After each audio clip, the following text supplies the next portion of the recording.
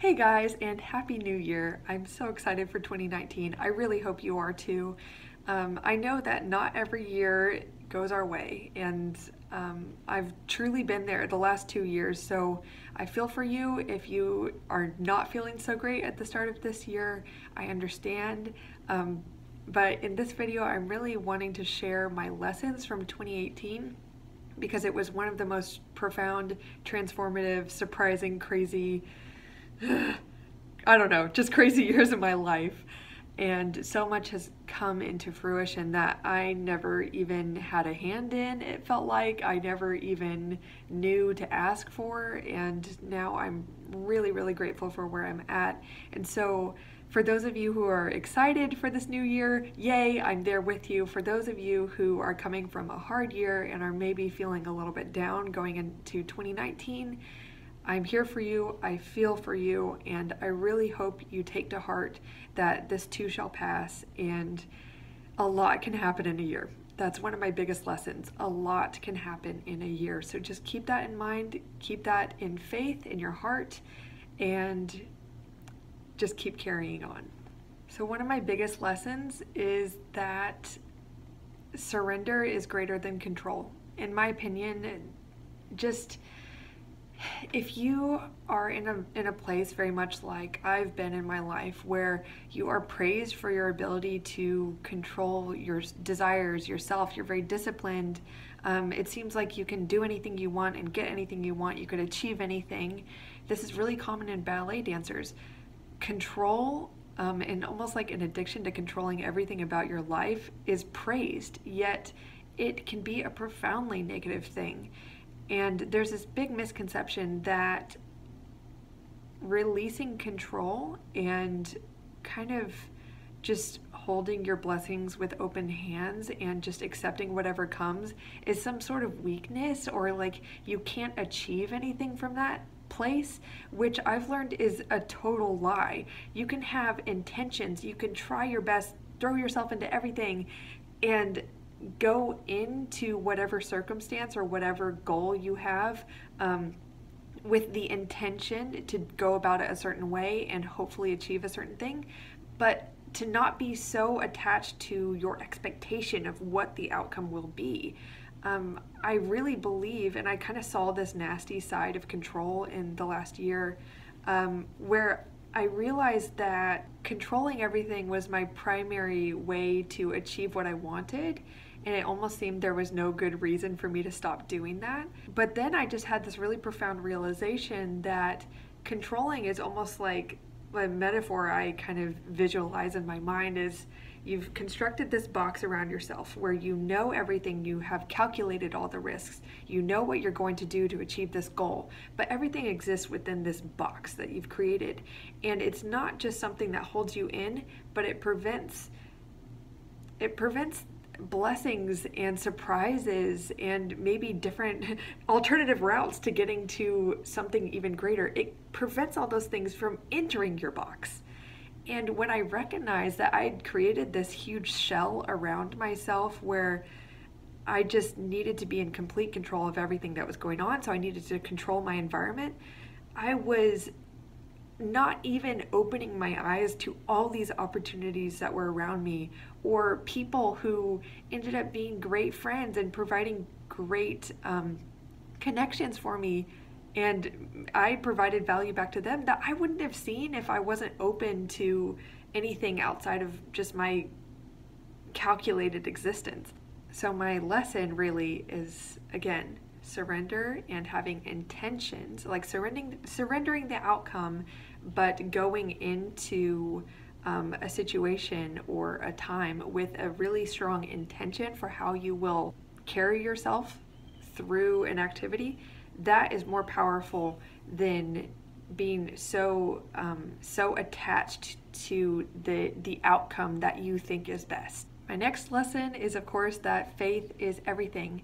Of course, as I've shared before, I am a Christian. My faith is in Jesus Christ, but I've come to learn also that no matter what your religion is, no matter what your conviction is, or if you don't ascribe to faith in any sort of deity, faith in something is accessible to everyone, even if it's the simple idea that you will get through whatever is up ahead of you, or there is something better up ahead, or that everything happens for a reason. Faith in something greater than yourself carries you through a lot, and it really changes the way you behave as you make decisions.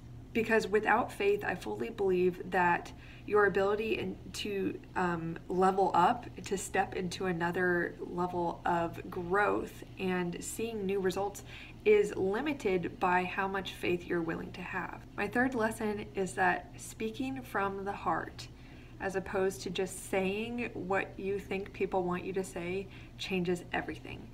Truly, when I have allowed myself to really tap into what I strongly believe, what I really feel I want to say, and what feels truthful to me. And when I share that with other people and I just kind of forget the exact words, I'm just kind of speaking from my soul, from my heart, I can hardly describe it. But my connections have gotten so much stronger. People understand really the truth of, or kind of the meaning behind what I'm saying so much more clearly. That's how I've gotten clients in my business, as opposed to just calculating this perfect pitch. Nothing happens when I try to do that. In fact, quite the opposite. And this goes for dancing too. If your heart is not in what you're doing, and if you're not really having an inward experience that you're sharing with other people through your words, through your art, through your emotions, whatever it is, then you're only connecting with, say, if your words are empty, if they're calculated and not connected to your heart, you're connecting to that person's mind. You're not connecting to their truth, their soul. You're only having kind of this surface level connection with someone. And so doing all things you care about from your heart and from your truth is what I've learned to be the most powerful, impactful, change-making thing that you can do. The next lesson is that you may feel like in the midst of your hardship or your confusion, you will never get out. Things will never be the same, which is true. They might never be the same. And actually that's the point of hardships, that you would be changed. You would allow yourself to be changed. And carry the sort of richness in your character that you've gained with you into greater levels of prosperity going forward.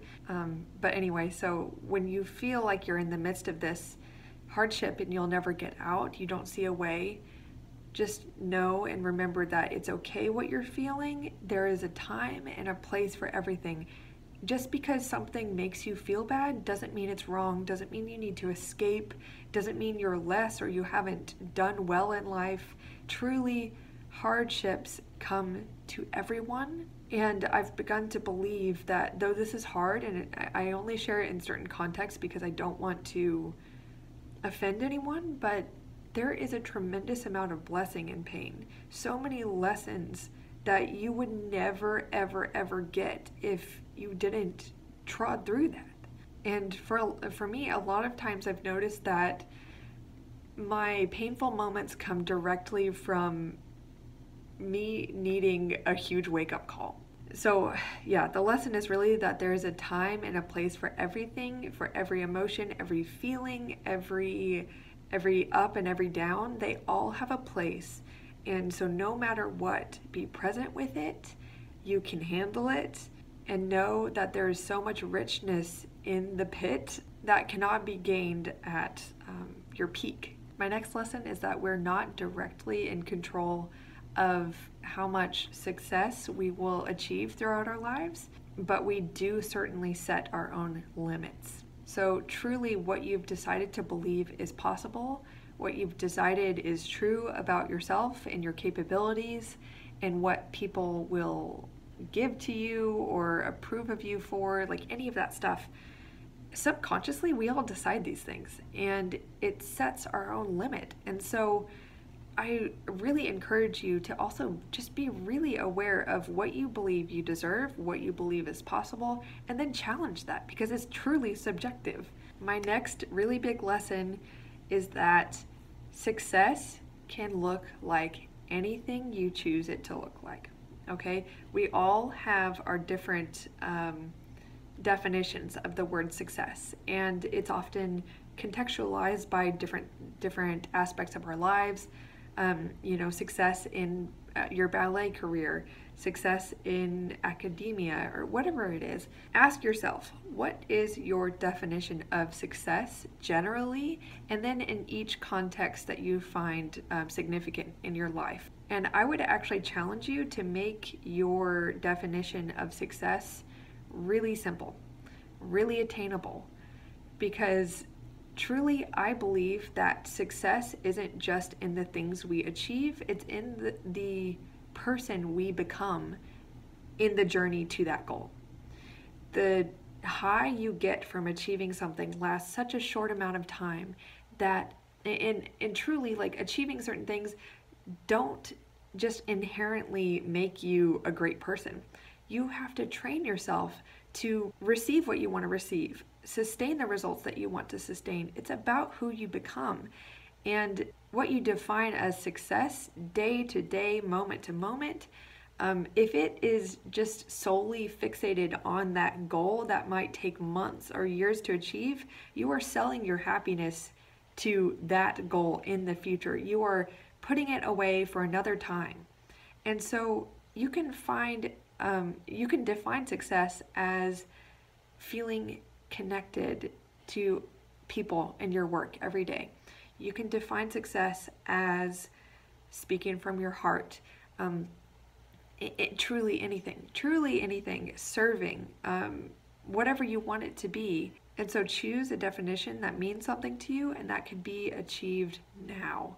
Because really, I believe everything that you are looking for in that end goal, when it is really boiled down, is something that you can start to experience now within yourself. I really believe that. Even if it seems so wrong, there is something about what you want to achieve that you can start on now. My next lesson is that following your inner wisdom or your intuition and being authentic to who you are and what you're on this earth to do, it's not something that, I'm starting to believe this, it's not something that you could easily push away. You can avoid what many define as your mission for a long time. You can push down parts of yourself that you really don't want to look at, or who you don't want to own up to maybe, or parts of yourself that you're afraid of. You could push it down for a while, but there will be repercussions for that. I've noticed in the last year that when I have an idea, or I have this urge to do something, or to say something, or to go down a certain path, when it's truthful, usually I'm afraid of it. Like, there's just some sort of fear attached to doing the next thing that I'm meant to do. And I observed this pattern of how I would have an idea or something I'd want to do, and I would suppress it. And then like 3 months later, it would just come back in my face and I couldn't avoid it. Or someone I really respected would be like, you should really do this. And I'm like, I thought that like 3 months ago and I was too afraid to do it. But now that you say it, I think I could do it. And I think I just wasted a lot of time not listening to my intuition and not being authentic to myself and what I want to do. And I just noticed this pattern of things like that always circling back around to me. And I really think that's how life goes. Opportunities and just this like pull to be who you really are, it's always going to be knocking at your door. Maybe it'll go away for a while, but it will come back. I really believe that. And so what I'm learning is to just listen the first time, just do it, because there's truth within all of us. There's like this compass I feel, and I thought it was much easier to ignore than it really is. I will leave you with my last lesson, and that is that a good life is simple. You could do all these things. It might appear complicated at times, but really, when you feel overwhelmed, when you feel like you don't know what to do next, just keep it simple. think of the very next thing you can do. Don't zoom ahead. It's so easy to think into the future and wonder how you're going to do all these things and like, what is the meaning of life and who am I? Like, I know the intense questions are real. I am like really at that point in my life where I've been addressing those questions for a long time, and you know, I'm still working on it. I think all of us will continue to forever. All these like existential questions. Humans are so weird. Like, we're so fixated on transcending ourselves, and I don't know, we're interesting. But the things that matter are small, they're achievable, they are just being present. It's about being with people, it's about serving, doing your best, having gratitude, like not groundbreaking stuff.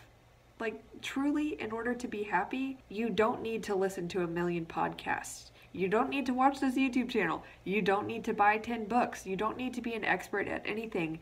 You just need to be here. Just be here and be with people and keep it simple. Enjoy everything that you have right now. Be grateful for it, because until you learn to be grateful for what you have, you will always be in the future. You'll always be wanting. You'll always feel this thirst for something that you don't have. And that's so toxic. And that's so disrespectful to the blessings that you already have been given. All right, guys. I really hope you enjoyed that. I know it was long. Sorry I was like super preachy. Kind of not sorry. Whatever. Take it or leave it. I hope that it was helpful for you. And I would genuinely really love to hear what your lessons were. So if you want to like send me a video on Instagram, just direct message me or type it out in the comments here, email me, whatever you want to do. I love connecting with you guys, truly. And I want to hear what your intentions are for 2019. What are the things that seem like big hurdles you want to get through this year or do this year that you kind of feel like you're not sure if it's going to happen? Just send me those lessons from 2018 and the big, brave intentions you have for 2019, or the simple ones. You know, I love simple. Mine are very simple.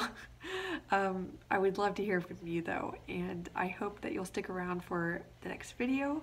I'll see you guys soon, and peace and blessings in 2019.